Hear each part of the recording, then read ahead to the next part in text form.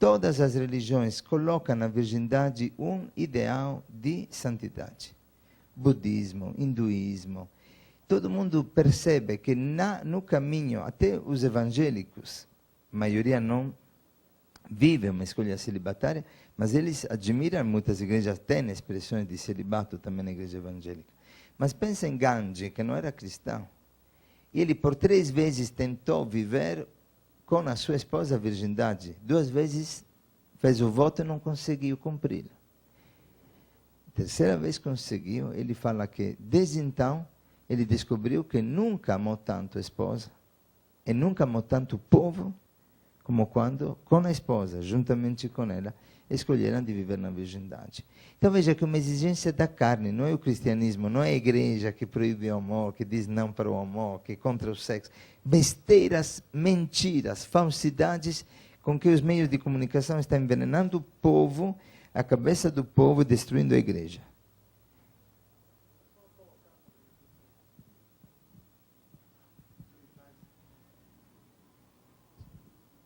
Esse ponto que o senhor está falando, porque para a gente que é casado e sabe bem um pouco explicar isso, que na questão, por exemplo, quando o senhor colocou que quando a esposa fica doente, quando a esposa tá mal, é nesse momento que a gente ultrapassa aquela questão física.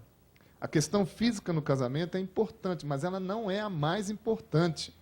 Né? Isso, assim, eu e a Lu, a gente conversa muito isso, porque a convivência, a comunhão que a gente faz no amar a pessoa naquela dificuldade é que faz vencer todas as outras etapas que às vezes a gente sofre de tentação e de todas essas coisas, porque você teve que manter um tempo de abstinência.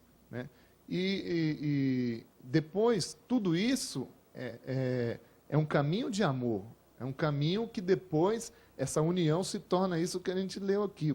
Além da união sexual, várias vezes com a Lu, no próprio ato conjugal, a gente já rezou, já louvou o Senhor, já agradeceu a Deus por estarmos unidos ali nessa união que ultrapassa esse lado físico também. Entende? É difícil de explicar, sim, mas é uma coisa assim muito, muito... É também a palavra de Deus, São Paulo, que explica, não? Cioè, se você quer mesmo se encontrar profundamente com Deus, se você dá conta, evite, você casal, o relacionamento sexual. Até que você percebe que um dos dois não aguenta mais. Então é melhor ter o relacionamento sexual porque a carne chama os dois. Não? É a palavra de Deus que fala essas coisas. Só que justamente, como está falando o Padre Henrique, a sociedade te enche de um monte de fumaça que enche a tua pessoa. Né?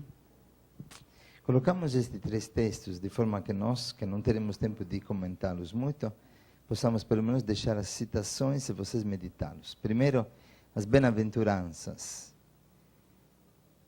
É bem-aventurado, quer dizer, entra no paraíso quem é pobre e quem é puro. Podem pegar o texto de Mateus 5, de 1 seguintes. Pobreza, pureza, misericórdia, mansidão, perseguição, sofrimento, cruz, por amor do reino, tudo isso são os ingredientes que nos abrem a porta do céu, para todos. Segundo texto, este de Mateus 19, perante a exigência deste caminho natural, que é um caminho difícil do casamento, os apóstolos dizem, então não vale a pena casar?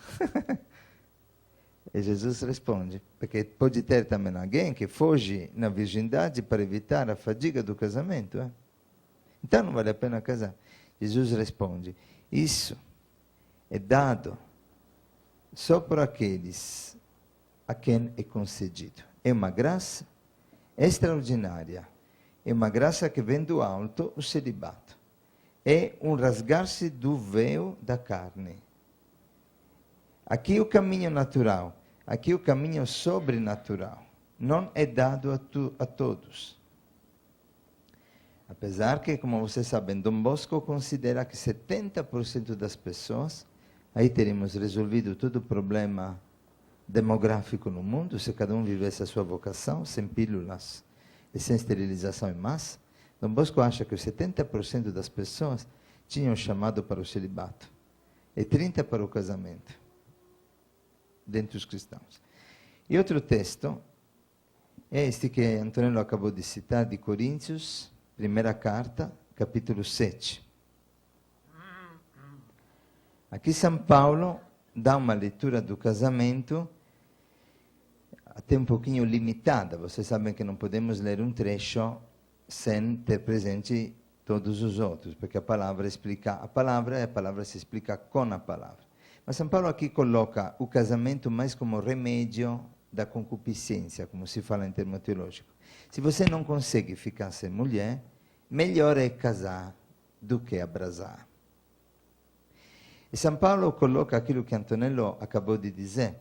Também o casamento nasce não apenas por problema de saúde, problema de idade, nasce por uma exigência espiritual, como aconteceu com Gandhi, o desejo de ficar períodos sem relação sexual. É interessante porque muitos dos nossos casais dizem que depois de um encontro forte de oração, eles vão na cama e não sentem desejo da relação sexual, sentem desejo de ficar abraçadinhos na cama louvando a Deus. Porque quando a comunhão espiritual se torna tão forte, é como se a carne sentisse que o relacionamento, o prazer da carne, te puxa para baixo. Você quer estar para cima. Então nasce nos casais, às vezes, o desejo de viver um tempo sem relação sexual. Inclusive, nesta época, São Paulo fala para aqueles que já viviam juntos, fala das virgens, e diz São Paulo que se você deseja permanecer virgem e não tomar posse da tua virgem, você pode. Quer dizer, fala de uma convivência de homem e mulher na virgindade. Mas se você sente que isso te pode levar para o adultério, para a fornicação, então casa. E diz São Paulo, se você casar, fizer bem. Olha como a palavra de Deus é clara. Eis que tudo era muito bom, fala Deus. Mas se você não casar, você faz melhor. Então tem um caminho, os casais têm que ter esta simplicidade. Às vezes alguns ficam ofendidos porque nós falamos isso, mas é bíblico e é também teológico, no Vaticano II se fala. Tem um caminho que é chamado de caminho da perfeição. Por isso a igreja não quer que se use a palavra consagração, por enquanto, porque não encontramos outra melhor para os casais. Mas tem um caminho melhor, quer dizer, a consagração é realmente uma renúncia. Agora, vou logo ao ponto. E depois deixo a palavra a Antonello. Nós todos temos este desejo da carne, este coração comum, ok? Esta é a nossa natureza, todos nós somos criados para isso. Deus gera em alguns um chamado sobrenatural, nos dá um dilatar do coração. São Paulo fala mesmo com esta palavra, dilatai vossos corações. É um dilatar do coração por um amor maior. Então, o casado que tem este desejo da carne, para o casado é mais fácil reconhecer o próprio chamado. Porque o casado tem esse desejo claro. Para o consagrado é mais difícil, porque tem os dois desejos. Tem o desejo da carne e tem o desejo do espírito. Está claro isso? O casado realiza a sua capacidade afetiva no casamento e se sente bem. Nós, às vezes, puxamos as orelhas dos casais, porque Rogério, por exemplo, um que frequentemente recebe puxadinha, porque quer fazer mais do que Deus lhe pede. E arrisca de não viver a fidelidade à sua esposa. Porque a fidelidade à esposa exige um limitar também da ação apostólica. Exige. Não tem jeito, tem que dar tempo para os filhos, para a esposa. Então, se não limita a sua atividade apostólica, se torna adúltero. Bem, mas nesse sentido, seria que não temos tempo, mas seria interessante poder escutar a experiência de Paulão e Lu. Paulão, nos primeiros 2 anos, todas as semanas saía comigo para evangelizar. A um certo ponto, os dois perceberam que não podia continuar assim. Porque Paulão devia dar tempo a Lu. É o filho. Aos filhos, claro, né? A família. Tem que Ele sairia comigo todas as semanas. ou com vocês. Mas o casamento exige que Paulão, neste coração, viva. E esta expansão do grande coração deve ser limitada. Por quê? Porque é assim, o casamento é este, não é que pode ser diferente. E esse é o testemunho do amor, que dá vida para a esposa, que dá vida para os filhos. É radicalidade também, outra radicalidade, mas é o morrer a si mesmo. Agora, repito, a dificuldade entra quando um tem o chamado à consagração, porque sente a atração da carne, senão que mérito teria na renúncia? Sente o desejo de casar, tem que sentir o desejo de ter filhos, senão seria uma pessoa fria. E muitos consagrados não são consagrados porque não vivem a afetividade. A consagração não é para não viver a afetividade, é para viver uma afetividade maior. Tem que saber abraçar melhor do que um casal, tem que saber beijar com mais carinho do que o casal. Desculpa, porque esta comparação não é boa, mas quero dizer a ideia. Vocês vão além das palavras. Mas tem que viver toda a afetividade, não é a escolha de viver castrados. É a escolha de viver crucificados na carne, para que Cristo viva em nós. Termino. Então, o consagrado vai sentir sempre um vazio. Porque para viver esta dimensão, ele tem que renunciar a esta dimensão. Vai ter sempre um buraco no coração. É a circuncisão do coração. É o coração transpassado de Jesus que vive no consagrado. Você viverá com um coração ferido, sempre. Ferido também porque de vez em quando você se sentirá tentado a voltar atrás.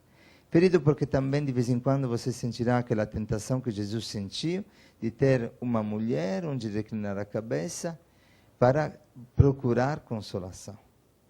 Mas esta tua escolha consciente, que não é uma tua escolha, desculpe, esta tua resposta consciente, a escolha que Deus fez, dando-te este chamado de um coração dilatado, que é uma graça, que é uma bênção, que é uma vocação melhor, te custa uma crucificação contínua da carne.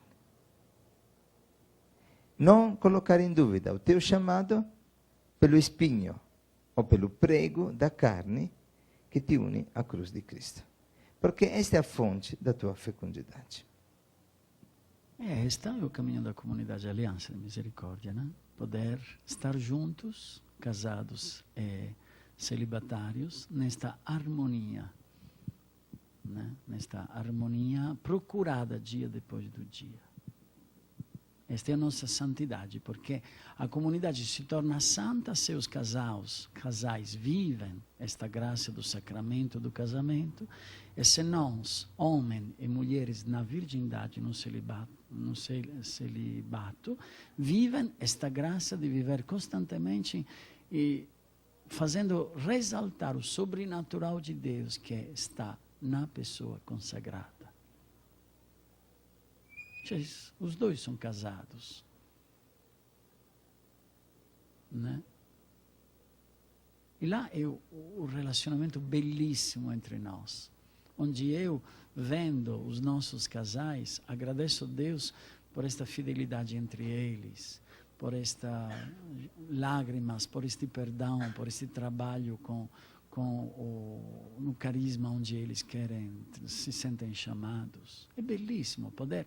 Eu virgem, celibatário, ver eles que me ensinam esta disponibilidade, este viver juntos, esta fidelidade entre os dois, que me chama a uma fidelidade para estar com Deus. E do outro lado, o casal que olha para mim, para você, mulher virgem, celibatária, e para você, sacerdote ou consagrado celibatário, e olha para você e diz, mas vada, nós devemos chegar aí. Nós devemos ser somente de Deus. Eu devo chegar aí. Porque eu quero, devo chegar a um certo ponto, Não, minha irmã agora é aqui. Mas se ela pudesse, se não tivesse mamãe, e a netinha, que nasceu agora, Alice, não? Que bonitinha demais, magrinha, magrinha, mas ela falava para mim, eu ficaria aqui 3 meses, porque eu sinto de poder, né? E agora seu marido está no paraíso 4 anos, 5, 4 ou 5 anos. 4 anni, no? 4 anni. E Carla dice, che sta facendo, che sta acontecendo para Carla? Deus está preparando Carla per la virginidade eterna. Onde não terá marido e mulher, não terá esposo e esposa, mas todos estaremos em Jesus virgem. E adoraremos Deus na plenitude. Né? A Fulvia, lá, que igualmente consigo, né? Que ele vem sempre aqui, ela diz que aqui descansa, e nós invece, todas as vezes deve voltar na Itália porque não aguenta mais a nossa vida. Né? Compreende, queridos? Cioè, é o fato de perceber esta plenitude, mas não dizer, vocês celibatários, eu sinto, então coloco em discernimento novamente o meu chamado. Mas digo, que estamos, que somos? Bandeirolas, bandeiras que vão segundo do vento, lá, né? Para nós é difícil demais, porque aqueles dos primeiros anos, né? Vem aqui e dizem, tanto podemos nos casar e coisas, pronto, vamos ver o que acontece. É por isso que aquela vez lá se lembra. Um mês atrás eu falei, não, se você escolheu já agora, se torne casado com Deus, pronto e basta. Não, vamos ver um ano o que acontece. Mas o que estamos fazendo aqui? É que é um estacionamento, Aliança de Misericórdia. Você deve ser decidido, deve ser pronto, disponível. Eu, quando na idade de 23 anos, entendi que Deus me chamava, ponto e basta. Ponto. Graças a Deus até hoje, espero que vocês rezem para mim, né? Nunca teve o desejo de poder, que bom, voglio poder ter uma mulher. Não, por caridade. Conhecendo em 25 anos, confessando ele e ela, falei, graças a Deus, Senhor Jesus. Né? E tudo termina em pizza, como dizem os italianos. Né? Onde está? Tá certo, queridos, né? Mas sentir-se mesmo naquele buraquinho lá que não tem, é dar a vida é um perder-se, entendeu? É um perder-se, né? Quanto é difícil, diz Jesus, que as pessoas me aceitem até o fim, né? Tem jeito, queridos. Da uma parte da outra é assim. E o teu casamento com Jesus é este, o teu casamento com a esposa, com o esposo é este, não tem jeito. Mas você deve ser fiel com Deus. Não pode ser adúltero, não pode brincar com os pensamentos, com ideias, com colocar em discernimento novamente. Mas depois de 4 anos, 5 anos, já coloca em discernimento. Nós, por que transferimos até o 4º ano, né, os primeiros vínculos? Por quê? Porque estamos encontrando jovens perdidos, que nem sabem onde estão, pobrezinhos, né? Então precisa ter a paciência que estes cresçam, né? Para poder, a um certo ponto, mas dizer para nós, basta, eu sinto esta coisa, pronto e basta, não é que me coloco. Se faz os vínculos, os votos, pronto. Queridos, não porque uma pessoa não possa colocar as exceções se diz, existem sempre, por caridade, não vivemos de medo, né? Mas no mesmo tempo ter claro, entendeu? Porque este Papa Bento XVI é amado para todo mundo, sabe? Além do fato que os maçons estão batendo forte em várias partes da Europa para destruir este homem, não? Porque ele, diz a verdade, esta é a verdade, pronto e basta. Não é que devemos ficar lá meio e meio, esta é a verdade. Se você está, esta é a verdade. Se você não está, pode fazer a escolha que você quer. E Deus misericordioso te amará. Sempre diz isso. Mas Bento diz assim, claro, não podemos aceitar cópias, casais homossexuais. Não podemos. Porque o homem, Deus fez homem e mulher. Pronto. E lá na Itália, né, que toda uma briga, porque o Papa deve ficar calado, porque ficar fechado no Vaticano, não pode dizer as coisas. E o que faz? Deus responde o dia de Páscoa com mais de 120 mil pessoas que escutam a bênção Urbi et Orbi do Papa. E nem Segundo outros, são 300 mil que participaram naquela praça em Páscoa. E João Paulo II nunca teve na missa Urbi et Orbi 300 mil pessoas que participaram na praça. E Bento XVI investe. Caiu. São os nossos carros. Entende, queridos, né? Mas é Deus que está dando a resposta. Porém, por que o povo vai? Por que o povo vai? É olhar no profundo o porquê. Por quê? Porque este Papa está sendo claro. Então, nós devemos estar atentos a ser claros em nós mesmos, primeiramente, e depois com aqui quem você tem discernimento. Desculpa, com quem você é diretor espiritual. Entendeu? Entendeu? Deve fazer um caminho lento, não pode exagerar, não pode esclarecer rapidinho. Não, vamos fazer um discernimento, vamos ver como o teu coração responde. A certo ponto, quando os dois, junto com Deus, dizem, não, este é o meu chamado, ser consagrado, acabou, pronto, meu Deus, depois de um ano, mas aquele me está olhando lá, bonitinho, então, mas é bonito demais, né? Mas paramos de viver estas loucuras da maionese na cabeça. Né? Tentamos de ser um pouco... Agora já mudou, viu? Não é mais mortadela, agora é maionese. Maionese. Amém? Pronto, querido, é 1:10. Vamos que todo mundo está... Vamos, né? Vamos que todo mundo está esperando.